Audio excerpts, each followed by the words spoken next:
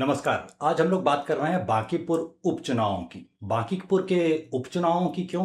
क्योंकि दूसरे मुद्दे जो अभी तक लाइमलाइट बटोरे हुए थे, वो थोड़ा-सा धीमे हो चले हैं और अब ये सही समय है जब बांकीपुर के चुनाव की बात की जा सके और लोग शायद सुन भी लें। तो भई बांकीपुर चुनाव के बारे में बात करनी ज़रूरी क्यों है? वैसे तो ये उपचुनाव है और मेरे जैसे कई और लोग ये मानकर चलते हैं कि जब उपचुनावों की बात होती है तो उपचुनावों में जीतता वो है जो सबसे अधिक धनी कैंडिडेट हो, जो सबसे अधिक पैसे लगा रहा हो या पैसे लगाने में समर्थ हो। राजनैतिक जो शुचिता होती है, उसकी बहुत ज़्यादा बात उपचुनाव में नहीं होती। जो मुद्दे होते हैं, उनकी बहुत ज़्यादा बात उपचुनावों में नहीं होती। उपचुनावों में आम तौर पर जो धनबल होता है, उसके आधार पर जीत-हार का फैसला होता है और आम तौर पर अभी तक ऐसा ही होता देखा गया है। लेकिन बांकीपुर का चुनाव जो है, ये थोड़ा-सा अलग हो गया है। अलग क्यों हो गया है? क्योंकि एक तो यहाँ पर प्रशांत किशोर जो पिछले बिहार के विधानसभा चुनाव में स्वयं नहीं उतरे थे, वो उतर आए हैं। उनके उतर आने से जो मीडिया का लाइमलाइट का जो हिस्सा था, वो काफ़ी ज़्यादा ये बटोरने में सफल रहे हैं। पिछले चुनावों में भी लोगों को याद होगा कि हालाँकि उन्होंने एक भी सीट नहीं जीती थी, 0 पर थे, लेकिन मीडिया की लाइमलाइट वो अच्छी खासी बटोरने में सफल हुए थे। इसके लिए इनका एक जो स्ट्रैटेजी थी, उस पर भी आपको ध्यान देना होगा। जो यूट्यूबर्स होते हैं, जो साधारण छोटे चैनल चला रहे होते हैं, परंपरागत प्रिंट मीडिया या इलेक्ट्रॉनिक मीडिया का हिस्सा नहीं होते, उन लोगों को इन्होंने जगह देनी शुरू की थी और इनके प्रेस कॉन्फ्रेंस में अगर आप देखते, तो जो माइक्स की गिनती होती थी, वो इतनी अधिक होती थी कि एक बार को लोगों को विश्वास नहीं होता था कि हमारे शहर में इतने न्यूज़ चैनल हैं। तो ये एक वजह थी। दूसरी वजह जो यहाँ पर बहुत ख़ास है, वो ये है कि नितिन नवीन, जो भाजपा से उम्मीदवार थे और जो उन्होंने यहाँ से सीट जीत रखी थी, वो अब राष्ट्रीय राजनीति में चले गए हैं और राष्ट्रीय राजनीति में जाने के कारण, संसद की तरफ बढ़ जाने के कारण, ये सीट हो गई है खाली। इसमें क्या ख़ास बात है? तो इसमें ख़ास बात ये है कि नितिन नवीन आम तौर पर बिहार के नहीं माने जाते। वो ज़्यादातर समय अपना झारखंड में बिता चुके हैं और इस बात पर जैसे ही आपका ध्यान जाएगा, तो आपका ध्यान इस बात पर चला जाएगा कि बिहार क्षेत्रवाद के मामले में सबसे नीचे के पायदान पर खड़ा हुआ राज्य है। मतलब यहाँ के लोग क्षेत्रवादी नहीं होते या बहुत कम होते हैं। जैसा कि आमतौर पर माना जाता है कि जाति, क्षेत्र इत्यादि जो है वो चुनाव में एक बड़ा मुद्दा होता है, कम से कम भारत के अन्य जगहों पर, वैसा बिहार में नहीं चलता। जिन लोगों की याददाश्त अच्छी होगी उनको पता होगा कि जॉर्ज फर्नांडिस जैसे नेता भी बिहार से जीतते रहे हैं और जॉर्ज फर्नांडिस भी बिहार के नहीं थे। तो नितिन नवीन के जाने से जो जगह खाली हुई, वहाँ पर ये चुनाव शुरू हो गया है और इस चुनाव से जुड़े हुए और अलग-अलग मुद्दे अचानक से लाइमलाइट में आने लगे। पिछली बार हम लोगों ने देखा था, थोड़े दिन पहले की बात अगर हम लोग करें, तो हम लोगों ने देखा था कि जवनिया नाम की एक जगह पर भरत तिवारी का जो एनकाउंटर कर डाला था पुलिस ने, जबरन एनकाउंटर कर डाला था। उस पर एफआईआर वगैरह भी अब तो दर्ज हो चुकी है और मामले की जांच चल रही है। इसमें जनता की जो शिकायत थी, वो अचानक सुनाई इसलिए देने लगी क्योंकि बांकीपुर में चुनाव थे। बांकीपुर में अगर चुनाव नहीं होते, तो भरत तिवारी की जाति को देखते हुए उनके बारे में कोई बात होती, ऐसा बिहार में और भारत के चुनावों में संभव नहीं लगता। समाजवादी कहलाने के लिए जिस जाति विशेष को गाली देनी पड़ती है, उस जाति विशेष से भरत तिवारी आते हैं, ये भरत तिवारी के नाम से ही पता चलता है। तो अब उनका नाम भी चुनाव में आ रहा है, चुनाव में लिया जा रहा है और पिछली बार जिस समय ये एनकाउंटर वगैरह हुआ था, उस समय तक बालू माफिया और जो सरकारी भ्रष्टाचार था, उसके बारे में बहुत ज़्यादा बातें नहीं हो रही थीं। अब क्या हुआ है कि बरसात आ चुकी है, बारिश हो चुकी है और जवनिया गाँव डूबा हुआ है। तो एक जगह से विस्थापित लोगों को दूसरी जगह कहाँ ज़मीन दी गई और उस ज़मीन को बनाने के लिए जो लैंड को डेवलपमेंट कहा जाता है, जिसमें ज़मीन को भर के इतना ऊँचा कर दिया जाता है कि उसमें पानी-वानी ना लगे, रहने के लिए थोड़ी आम आदमी के रहने के लायक जगह हो जाए वहाँ पर। तो उस सारी चीज़ों में जो घोटाला हुआ, जो घपला हुआ, उसकी बातें बिल्कुल नहीं हो रही थी। लेकिन अब जब वहाँ पर पानी लगा हुआ है और ड्रोन से लेकर के बाकी सारे कैमरे जो होते हैं, वो आम यूट्यूबर्स के पास भी मौजूद हैं, तो अब हमारे पास ऐसे वीडियोज़ आने लगे हैं जिसमें दिखने लगा है कि जवनिया गाँव में दशा क्या है। पानी में वो डूबा हुआ है और टाइगर यादव सहित कई लोग वहाँ पहुँच चुके हैं। पप्पू यादव अभी हाल में ही वहाँ जा कर के आए हैं और पप्पू यादव भी सोशल मीडिया और बाकी जो यूट्यूब वगैरह से जुड़ी हुई मीडिया होती है, उसके लिए काफ़ी पॉपुलर नाम होते हैं। तो अब लोगों को नज़र आ रहा है कि सचमुच जिस भ्रष्टाचार की बात की जा रही थी, वो वहाँ पर शायद हो रहा था। इसके साथ ही जब बांकीपुर की बात होती है, तो बांकीपुर के चुनावों में प्रशांत किशोर के आने से ये हुआ है कि ऐसे जो यूट्यूबर्स वगैरह थे, जो बहुत ज़्यादा किसी सत्ता पक्ष से या फिर और लोगों से जुड़े हुए नहीं हैं, आम लोगों से जो व्यूज़ आ जाते हैं, उस पर ही उनका चैनल निर्भर कर रहा होता है। तो उन लोगों ने अब बांकीपुर की दशा दिखानी शुरू कर दी है। तो डेढ़ डेढ़ करोड़ रुपए खर्च होने के बाद स्कूल की क्या दशा है, कैसा निर्माण हुआ है, वो नज़र आने लगा है।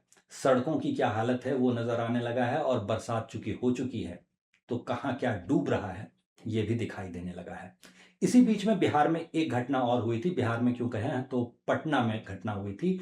बंटी यादव नाम के एक युवक, जो एक साधारण छोटी-सी दुकान चलाते थे और छोटे-मोटे व्यवसायी थे, उन्होंने शिकायत करनी शुरू की कि उनके एरिया में जो देह व्यापार चल रहा है, वेश्यावृत्ति जो चल रही है, इस पर रोकथाम लगाई जाए। और इसके लिए उन्होंने जो ये अपराधकर्मी थे, उनको शायद टोका और कथित रूप से इन अपराधकर्मियों ने उनकी हत्या कर दी। जो हत्या हुई थी, इसमें जो अपहरण उनका किया गया था, ये स्टेशन पे, पटना स्टेशन पे जो कैमरे लगे हुए हैं, सीसीटीवी कैमरे लगे हुए हैं, दुकानों के सामने कैमरे लगे हुए हैं, उनमें ये फुटेज साफ-साफ नज़र आ रहा था। दुकान के मालिकों ने, दुकान में काम करने वाले कर्मचारियों ने वो फुटेज पुलिस को दे भी दिए थे। इसके बावजूद पुलिस हरकत में नहीं आई। किडनैपिंग के कुछ दिन के बाद उनका शव जब मिला, तो हंगामा शुरू हुआ। और हंगामा जब एक बार शुरू हुआ, तो अभी की स्थिति यही है कि कुछ समय बीत जाने के बाद अभी हाल में तेजस्वी यादव भी उनके घर पर जाकर के आए हैं और अन्य लोग भी ये कह रहे हैं कि भाई, ये जो देह व्यापार खुल्लम खुल्ला पटना रेलवे स्टेशन के इलाके में चल रहा था, उस पर आवाज़ उठाने के लिए एक युवक की हत्या कर दी जाती है और पुलिस प्रशासन मूक दर्शक बना बैठा रहता है। तो ऐसे सारे तमाम मुद्दे जो थे, वो उठने लगे हैं। और अभी-अभी चूँकि छात्रों का भी एक बड़ा मामला हो चुका है बिहार में, तो करीब-करीब समझ लीजिए कि हर जिला हेडक्वार्टर जो है, वो इसे फेस कर चुका है। चाहे वो छपरा, सारण, सिवान वगैरह के इलाके हों, वहाँ पर ऐसे आंदोलन, ऐसे प्रदर्शन, हिंसक और उग्र होती हुई भीड़ नज़र आई। ऐसा ही पटना में हुआ, ऐसा ही सहरसा, मुज़फ्फरपुर इत्यादि में हुआ। करीब-करीब हर जगह पर पुलिस ने पहले तो दंगा-फ़साद फैलाने वालों की तस्वीरें जारी करके कहा कि भाई, इन अपराध कर्मियों को पहचानिए और पहचानने में हमारी मदद कीजिए, इनाम वगैरह निकालेंगे हम इन पर, इनकी पहचान बताने पर। अब आज की खबर ये है कि कल शाम तक जो है, वो सरकार ने कह दिया था कि 26 तारीख की शाम 6 बजे तक जिन लोगों पर भी इस छात्र आंदोलन, कथित छात्र आंदोलन के नाम पर जो एफआईआर हुए हैं, जो मुकदमे हुए हैं, उन मुकदमों को सरकार बहादुर वापस ले लेगी। तो अब सरकार बहादुर वापस ले लेगी मुकदमे, तो जनता का जो नुकसान हुआ, आम जन की संपत्ति का जो नुकसान हुआ, उसकी भरपाई कौन करेगा, ये हमें पता नहीं, या ये कैसे होता है, ये हमें पता नहीं। या कहिए कि पता तो है कि कुछ भी नहीं होता, मगर हम कहना नहीं चाहते। जो भी आपको सही लगे। तो ये सारी स्थितियाँ बिहार में फ़िलहाल बन रही हैं और इन सब के बीच होने वाला है बांकीपुर का उपचुनाव। तो बांकीपुर के उपचुनाव में आखिर मुद्दे रहेंगे क्या? तो मुद्दा एक बहुत बड़ा-सा जो यहाँ पर हो चुका है, वो मुद्दा है जाति। जाति क्यों? क्योंकि प्रशांत किशोर जो हैं, उनको प्रशांत किशोर पांडे बुलाया जाने लगा है विपक्षी दलों द्वारा। और जो पक्ष के दल हैं, मतलब सत्ता पक्ष से जुड़े हुए लोग जो हैं, वो लोग जो हैं, वो कहना शुरू कर चुके हैं कि भाई, यहाँ पर तो कायस्थ वोट से जीत होनी चाहिए, कायस्थ कैंडिडेट को टिकट मिलना चाहिए। ये ब्राह्मण कैंडिडेट जो आ गया है, ये बाहर का कैंडिडेट आ गया है। इसकी तुलना में प्रशांत किशोर कह रहे हैं कि जाति के आधार पर कब तक वोट देते रहोगे? और ये बात जो है, वो ऐसा नहीं है कि वो चुनाव में पहली बार कर रहे हैं। आम जनता की भी बात अगर सुने, तो जो बयानों में सुनाई दे रहा है अभी तक, उसमें कई लोग ये कहते हुए मिल रहे हैं कि जाति के नाम पर हमें मिला क्या? तो विकास के नाम पर और अन्य चीज़ों के मुद्दे पर बांकीपुर चुनाव को गर्म कर दिया है प्रशांत किशोर ने। ये सफलता तो निश्चित रूप से पा ली है। अब चुनाव में उनकी जीत होती है या हार होती है, ये बाद में देखने लायक बात होगी। फिलहाल की अगर बात करें, तो चुनाव में भीड़ उनके रैलियों में काफ़ी ज़्यादा दिख रही है। जो भाजपा वगैरह के कैंडिडेट उतरे थे, उनके साथ बड़ी मज़ेदार घटनाएँ हुई। भाजपा के जो कैंडिडेट पहले उतारे गए थे, बाद में पता चला कि उनकी डिग्रियाँ वगैरह जो थी, वो तो जो थीं, उनके माता और पिता दोनों पर चारा चोरी के आरोप रहे हैं और मुकदमा अभी भी चल ही रहा है। सज़ा एक निचली अदालत से हो गई है, मगर ऊपर की अदालत में उससे वो बेल वगैरह लेकर के और वो सारा कुछ मुकदमे की जो प्रक्रिया होती है सामान्य, उसे पूरा किया जा रहा है। तो चारा चोरी का जो आरोप भाजपा कल तक आरजेडी पर थोपती रही थी, उसी आरोप से उनके अपने कैंडिडेट भी नहीं बच पाए। उसी आँच में उनके अपने कैंडिडेट भी झुलस गए। बंटी बाबू जो थे, अब उनका टिकट 1 दिन के लिए मिला और अगले दिन जो है वो कैंसल हो गया। इस बीच में चारा चोरी से जुड़ा हुआ जो परिवार माना जाता है, लालू यादव का परिवार, उसके जो तेज प्रताप यादव थे, उन्होंने एक वीणा मानवी को टिकट दिया था। वीणा मानवी के टिकट में समस्या ये हुई कि जब वो अपना नामांकन डालने के लिए गईं, तो सचिवालय से निकलते-निकलते में ही एक पुराने 400 बीसी के मामले में उन्हें गिरफ्तार कर लिया गया। गिरफ्तारी हुई, खींचतान हुई, उस पर उन्होंने जो है वो समर्थन और वोट बैंक जुटाने की कोशिश की, लेकिन जब तक वो अपने प्रयास में कामयाब होतीं, तब तक पता चला कि जो 10 प्रस्तावक चाहिए, 10 प्रस्तावक उनके पास थे ही नहीं, 9 ही प्रस्तावक थे और इस नाम पर उनका कैंडिडेचर जो था वो रद्द हो गया।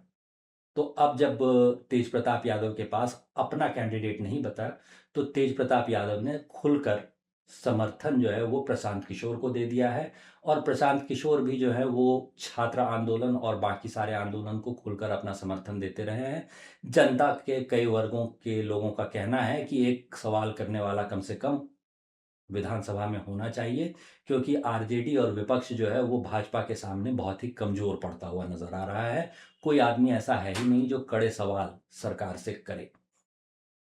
तो ये सारा कुछ चल रहा है और अभी देखने के लिए ये बाकी है कि चुनाव आखिरी मोमेंट पर क्या करवट लेगा। तो हमारे पास अभी थोड़ा समय है, देखते हैं क्या होता है और हम लोग फिर इस मुद्दे पर चर्चा के लिए आगे जुड़ेंगे। अभी के लिए यहीं इजाज़त दीजिए। धन्यवाद।